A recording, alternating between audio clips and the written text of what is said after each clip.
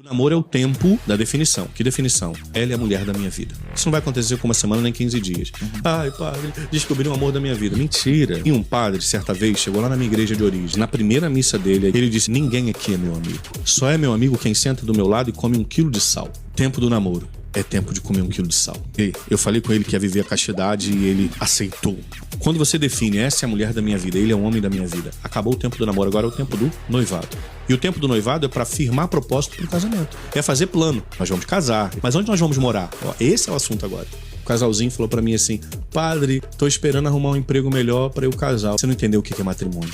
É claro que você não vai tirar uma moça de dentro da casa dela pra ela passar fome, não é nada disso. Quando você arrumar um emprego melhor, esse emprego melhor já não vai ser bom. Você ganha 1.200, 1.300. Quando você arrumar um emprego que você ganhar 2.600, você vai falar assim: cara, mas ainda não dá. Eu preciso de um emprego que eu ganhe 3. Então, o noivado é o tempo de firmar propósitos. Mas o matrimônio é o tempo da colheita. A gente sonha em ter muitos filhos. Filho gasta muito. Eu ouço isso, a minha vontade é furar o tímpano. O que tá acontecendo com os casais hoje? Depois que eu tiver a 3ª graduação, 5 MBA, depois que eu tiver conhecido a Europa, a Ásia e a Oceania e a Disney, depois que eu me tornar mãe de 5 pets, sou pai de pets. Ah, coisa ridícula. Aí porque o casamento é seco, é estéril? O que você vai colher se você não plantou nada? Você não plantou nada aqui no namoro, viveu um noivado e churuca e casa. Vai colher o quê, meu caro? E as pessoas não entendem isso.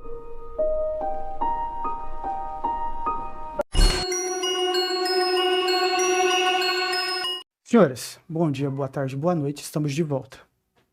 Quero aqui parabenizar o trabalho do padre aí, que, mano, lindamente, esqueça tudo. Pessoa muito lúcida e gostaria de ver mais pessoas trazendo esse tipo de conteúdo. Uma coisa aqui que eu quero ressaltar, antes de entrar nos 2 pontos que eu quero trazer para vocês, é o seguinte. Esse conceito de namoro ele é muito novo. De Gênesis a Apocalipse, você não vai ver isso. De forma alguma, não existe. É só avaliar lá o filho da promessa, como é que foi o casamento. Não tem nada a ver. Não tem esse pensamento de namoro, não. As pessoas eram desposadas, era diferente. O primeiro ponto que eu quero trazer para vocês, qual é a idade? Que não foi dito nesse vídeo. Qual é a idade? Qual é a idade que podemos pensar que seria tanto para o homem como para a mulher? Primeiramente, eu quero falar, não só da Bíblia, mas vamos pensar um pouquinho de forma legal. O que a lei do homem diz? Sabemos muito bem que pela lei, assim, ter o coito, relações íntimas, seria ali, com 14 com consentimento, já tá safe. Pela lei tá safe, ok? E teoricamente, casamento com 16, também, quando eu digo teoricamente, quero dizer que na lei é permitido, visto que CNH você tira com 16 e escolher um presidente também. Então, judicialmente falando, pessoas a partir dos 16 já poderiam ser casados. E você pode observar, antigamente seu avô, seu bisavô, sua bisavó, muito provavelmente casou com essa idade, 14 até 16. Pode ver lá. Se acreditar em mim não, vai lá pesquisar sua árvore genealógica, você vai ver que eu não estou ficando maluco. Agora vamos falar da parte mais religiosa, da Bíblia. Para pensar o seguinte, o filho da promessa, o Isaac, ele casou com que idade? 40. O nosso Senhor Jesus, ele começou, o ministério não foi com 30? Para pensar, guarda isso. Vemos que lá, no tempo bíblico, assim, as moças, elas casavam ali logo depois da primeira menstruação. No Oriente Médio, se eu não me engano, ainda é assim. Passou a primeira menstruação, opa, bora, casar. Certo? Então, olha a disparidade. O homem é a partir dos 30 e a mulher antes dos 16. Logo depois da primeira menstruação. Vamos colocar assim, que fica mais exato. Então, a moça logo depois da primeira menstruação, o homem depois dos 30. Você pode dizer assim, mas isso é um absurdo no tempo atual. Talvez. Mas o que eu quero trazer para vocês? Temos 4 pontos de avaliação. Legal, religioso, social e ideológico. Social e ideológico não é bem visto com esse paradigma que eu trouxe aqui. Mas judicialmente e religiosamente, ou seja, na lei dos homens e na lei de Deus, tem problema nenhum. Então eu peço que você avalie isso com calma. Leia a Bíblia e tire a sua própria conclusão. E vamos avaliar um ponto diferente. Vamos pensar na dinâmica de relacionamento entre homem e mulher. Sabemos muito bem que os homens têm um interesse específico, as mulheres têm outro. E com esse paradigma que eu trouxe, quando eu digo paradigma, porque funcionava dessa forma. Era um hábito, era um costume, era cultura no tempo bíblico, ok? Por isso que eu digo que é um paradigma. O homem que a mulher está buscando não é um homem maduro, o provedor, protetor, que tem habilidade, cheia de skill, que já vai ter casa, carro, bem estabilizado, carreira, certo? A mulher está procurando esse cara. Um cara de 16 anos tem isso? Agora um cara de 30 a mais? Lindamente, esqueça tudo. Agora pensa o seguinte, no tempo moderno, hoje, uma moça de 30 anos tem pureza e fertilidade?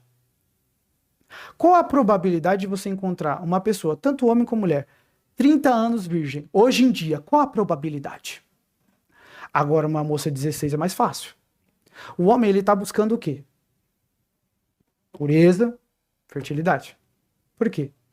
Biologicamente falando, só biologicamente falando aqui, ok? Sabemos muito bem que o envelhecimento do sistema reprodutivo da mulher começa com 19. Do homem começa aos 40. Olha, desculpa, a biologia não é muito legal com as mulheres, eu não tenho culpa. Vai reclamar com quem fez, vai reclamar com Deus. Então, o homem vai ter essa tendência. Ele vê a moça, porque querendo ou não, o homem é mais visual. Então ele vê aquela pele bonita, mas você fala, opa, essa moça aí tá pronta, ó, lindamente. A mulher vai gostar de um cara bonito, vai mexer com os negócios dela? Vai mexer. Mas ela vai pensar o quê? Na prole. Então ela precisa de alguém capacitado.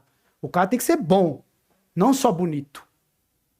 Então, só que você percebe muitas vezes que talvez na juventude a mulher pegava os caras mais bonitos, aí quando ela casa, ela pega um carinha um pouquinho mais feinho, mas ele é mais preparado.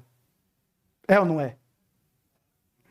Você vê isso todo dia. Então, outra coisa importante na parte dos homens, em relação à moça ser nova. Consequentemente, uma moça mais nova, ela vai ter menos parceiros sexuais. Isso vai garantir, pelo menos na mente do homem, vai garantir de que essa moça vai ser fiel a ele. E assim, até a ciência já tem visto isso.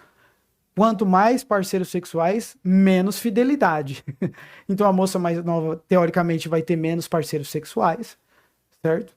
E vai garantir de que aquele filho vai ser dele. Porque outra coisa, gente, na sociedade atual, um cara não pode investigar a mulher porque ele pode incorrer de um crime de violência psicológica. Já a mulher pode fazer, pode investigar o marido e não pega nada. Então percebe? São dinâmicas diferentes. Então uma moça jovem e um homem mais velho vai atender as necessidades de ambos os sexos. Não estou dizendo que isso é o ideal. Eu estou falando para que você reflita. Um outro ponto importante. Grana. Claro que aí a grana incorre mais do lado das mulheres. Pensa o seguinte. Estamos vivendo um conservadorismo meio complicado. Por que eu digo isso? As moças estão dizendo assalariado quanto? Está dizendo que 20 mil é amigo. Aí eu fiquei pensando assim, cara, se eu puxar a capivara dessa mulher, será que ela atende a demanda de um cara que ganha 20 mil? Será mesmo? Será que ela vai atender os requisitos desse cara? Porque um cara que ganha 20 mil vai ver a porcentagem. Esse cara é bem desejado. Ah, é. Percebe onde eu quero chegar?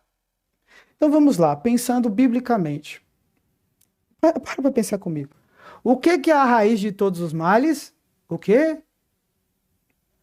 Não dá para servir a Deus e a Mamon. É mais fácil um camelo passar na ponta daquela porta-agulha do que um rico entrar no reino dos céus. A Bíblia também diz que Deus supriria as nossas necessidades. Então, na verdade, a mulher deveria estar procurando um homem decente, um homem que tenha a cabeça de formar família e, principalmente, como diz em Efésios, um homem que a ame como Cristo amou a igreja. E você acha mesmo que um homem que tem isso aqui, cheio de opção de mulher, ele vai ficar preso com uma mulher só? Pode existir? Pode existir um Kaká? Pode. Mas qual é a probabilidade disso? Baixa. Baixíssima. Antes de você procurar uma vida luxuosa e excêntrica, você deveria procurar por aquilo que realmente funciona. Porque tem várias mulheres que têm tudo isso. Eu posso dizer a mulher do Will Smith aí. Com uns caras mais famosos e mais bem-sucedidos de tudo. Um dos melhores atores do mundo. E ela literalmente arrebentou a vida dele. Só em vergonha. Se tem uma pessoa que é hater do Will Smith, é a própria esposa dele. Que agora não é nem própria, ela já acabou de dizer que desde 2016 eles estão separados de corpos, né? Só não se divorciaram no papel. Ela diz abertamente de que o Tupac era o cara que ela deveria ter escolhido. E aí? Que vida que você quer? Senhores, qual o caminho? Em que berço você quer estar? Eu fico por aqui.